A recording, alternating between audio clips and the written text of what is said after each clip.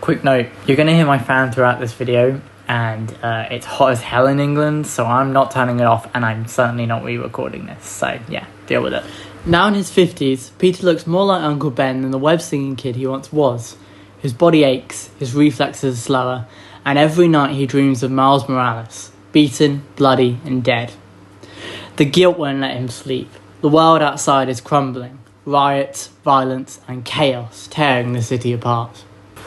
Peter tried to retire, tried to be a father again, a husband again, but this city keeps pulling him back. Side note, this story is heavily inspired by Batman, The Dark Knight Returns, the comic. It's my favourite comic of all time. I thought it'd be interesting to do a Spider-Man spin on it. Chapter 1, Part 1, whatever. We start our story with Peter Parker about 50 years old. He looks almost a spitting image of Uncle Ben. Peter tosses and turns in his bed hundreds of times a night. Each time he sees an image of the boy, Miles Morales, still a teenager, a child in Peter's now matured eyes. Miles, bloodied, bruised and broken, dead. Blood pouring out his nose and mouth. Peter eventually gives up and puts his jacket on for a walk. He walks throughout the streets where riots and fires are being started, teenagers fighting and killing each other. He keeps his head down. Eventually he eyes a building. He looks up at the ladder, mustering himself to climb up. Eventually he decides to just take the stairs. On top of the building he sits on an old camping chair, his hair blowing in the wind. He looks like a ghost of his former self. He says to himself, Mary Jane will be here in a few hours, my weekend with the kids. Hey old man, someone says from behind. Peter turns around to see two teenagers in balaclavas, one with a knife, one with a gun. Wallet and phone. How about no? What did you just say to us? The dementia hitting you? That's all you got? Old jokes? Try harder. Peter says, standing up as strong as he could muster, taking a few steps closer to the boys. It was at this moment he considered, was he truly trying to die? I'll slash you, cut out them dentures. The other boy points his gun at him. Peter takes a step forward, holding out his hands. Come on, let's not. The boy with the knife charges forward, pushing him off the rooftop. Peter comes speeding towards the car. He lands straight on his back, his face and slamming into the pavement. Yo, I think you killed him, man, the boy with the gun says. Let's check. His phone might have survived. The boy with the knife says, running down the stairs. Peter musters his strength. Standing up, he groans, my back! He hobbles away, placing his hand on a lamppost for stability. Suddenly, something catches his eye. A little girl, clearly homeless, finding warmth in posters, newspapers and flyers about Spider-Man. He gives a mournful look. Suddenly he hears the running of one of the boys, or the one wielding a knife, running up behind him. Peter gritted his teeth, his hand instinctively sticking to the lamppost. He span around, tearing the lamppost from the ground and slamming into the boy's face, making a deafening crack. It felt satisfying. It felt like the truth he had been running from. If only Mary Jane could see him now. The boy collapsed to the floor, all the wind rushing from his lungs in a disgusting wheeze. The second boy, wielding the gun, shakily pointed the pistol at Peter. Peter Parker took confident strides towards the boy, grabbing the boy's hand and guiding the gun to be placed against his heart. Peter gave a smile, and suddenly he gripped the pistol and crushed it in his hand with ease. The boy started to scream, moving away. Peter quickly grasped his collar. He pulled off his balaclava with his left hand, punching with his right, careful to pull his strength as to not cripple the boy. The teenager was sent flying, his entire body scraping on the ground, eventually falling into a grotesque fold. Peter then turned his attention to the girl. He threw his glasses down from his face, stomping on them defiantly. He ran, running for the first time in, 10 years? He ran up to the girl, placing his large hand on her tiny, innocent forehead. It was ice cold. He slipped on the balaclava and hoisted the girl over his shoulder. He squatted, gaining the strength in his legs, his old, worn-out thighs. Suddenly he leaped, forward so high he cleared the skyscrapers, their silhouettes against the moonlight. Peter placed the girl on the stretcher that had been offered up last minute in the hectic halls of the hospital. The lights flickered obnoxiously. "Is she going to be alright?" Peter asked. The doctor, a woman who looked strikingly like someone he used to know back when they were younger, in the good old days, Betty Brant. But no, Betty had died from cervical cancer a few years ago. Nonetheless, this made every word this woman said to be gospel in Peter's eyes. "Her condition is stabilising. You must have found her just in time. Well done, hero," she said. "Thank you, Doctor. Thank you. We could do with more people like you with this." The light flickered obnoxiously. "Yep, there it goes again. There. What is that?" The woman sighed. "Electro. You know how he was like overloaded with energy or something? I'm not sure really, but apparently he's reforming himself. People have seen him draining energies from various buildings, and apparently he's now picked," she raises her voice, "my damn hospital." The woman puts an IV into the girl. "I'm sorry to hear that," Peter says. "I'll see what I can do." "You'll see what?" she asks, turning around to see Peter gone. Peter walks down the steps to his dark, desolate basement. As he takes more and more steps, it takes darker and darker. Suddenly, the Spider-Man logo is seen, fading into Spider-Man diving through the air, complete with his iconic red and blue costume. "You can do this. You have to do this," he says to himself. Before he hits the ground, he shoots a web onto the nearby skyscraper, catching himself, almost skimming the ground. "Hello, pedestrians," he shouts to the people on the ground. They instantly stop their rioting and look up to Spider-Man, smiling. Spider-Man swings around the city, getting used to swinging again. Eventually it culminates in him swinging up as high as he can, scrunching his body into a ball mid-air and then stretching himself out fully, finally feeling free. He shoots out another web and keeps swinging. He gets to the suburbs, where he can see a floating blue nervous system and a brain walking around draining electricity from things. Spider-Man drops in front of this person, Electro. "Man, you really are a real freaky freak. And I'm the one dressed up as a spider." "Freaky freak? Spider-Man, baby, you've lost your edge," Electro says, absorbing enough energy and transforming into a blue man made out of electricity. He then leaps towards Spider-Man, who effortlessly leaps out the way. "Have I?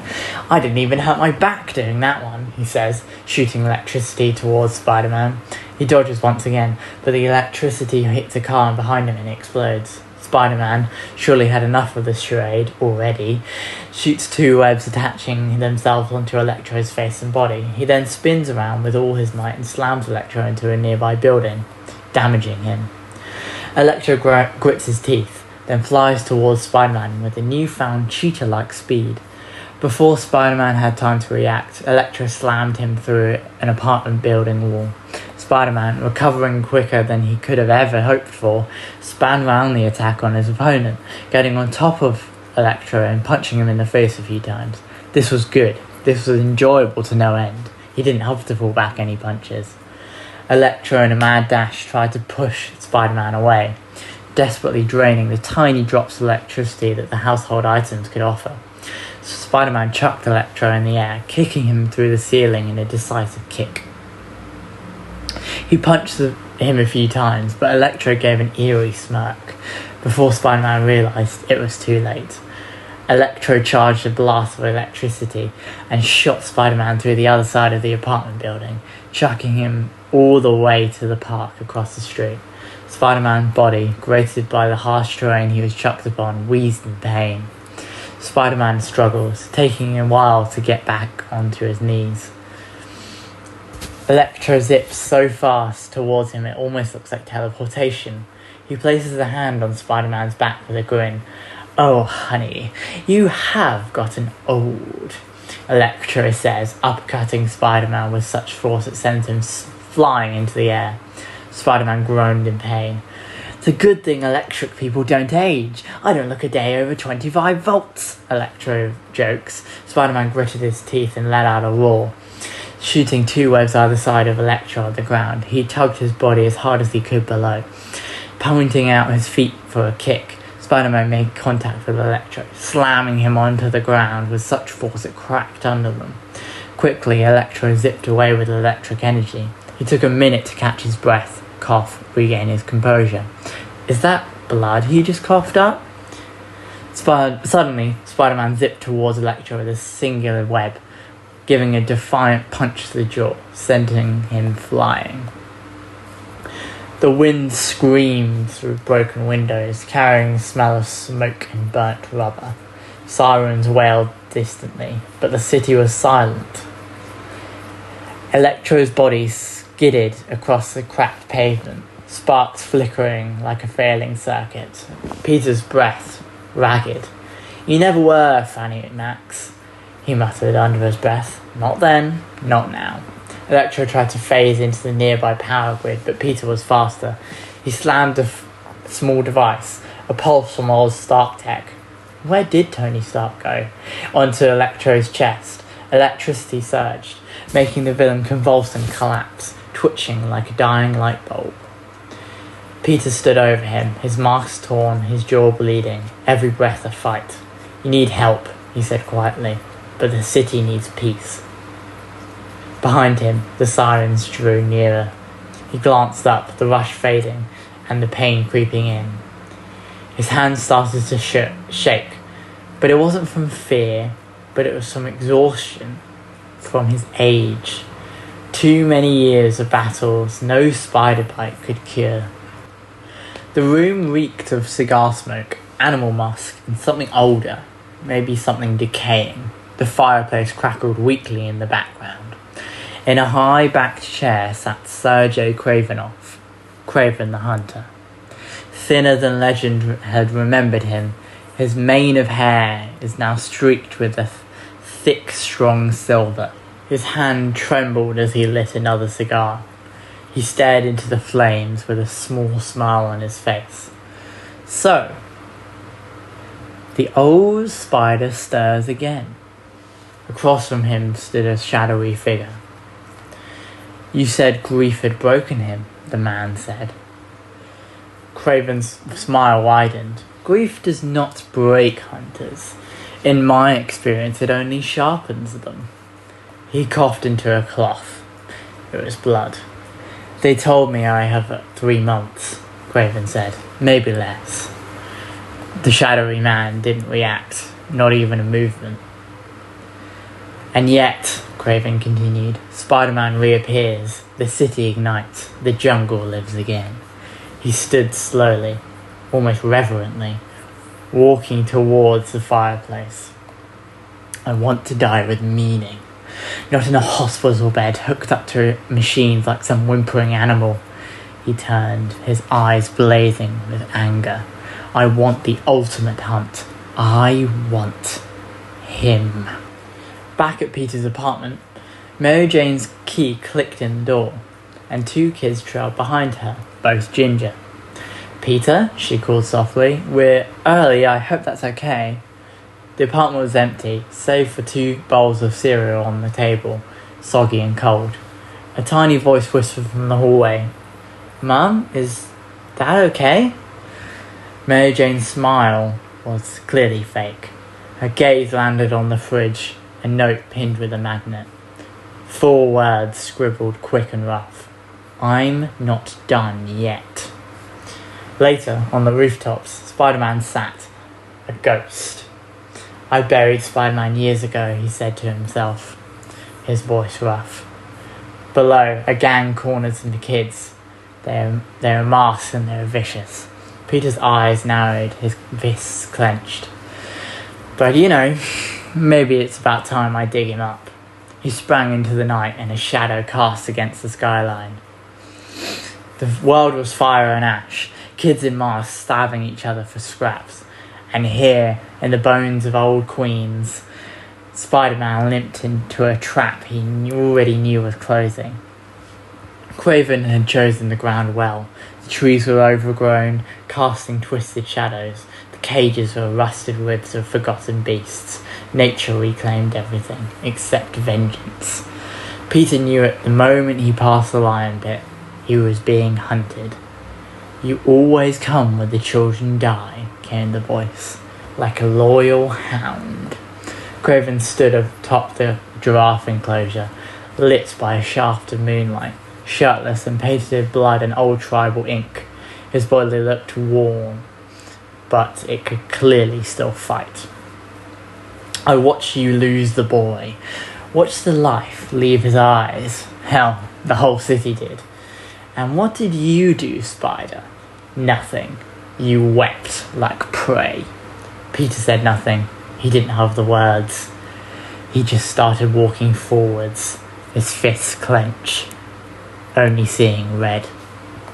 "I'm dying," Craven growled. "Cancer. The kind that chews bone. Doctors offered me machines, chemicals, needles in the spine. I laughed in their faces." He dropped from the perch like a god. "I wanted you to finish me, Spider." He then charged. Peter didn't even have time to lift his fists up. Craven tackled him through an iron fence and it bent like paper. Peter hit the ground hard, ribs already cracking. Craven was on top of him, raining down fists. Peter tried to web his face. Craven bit the webbing out of his way.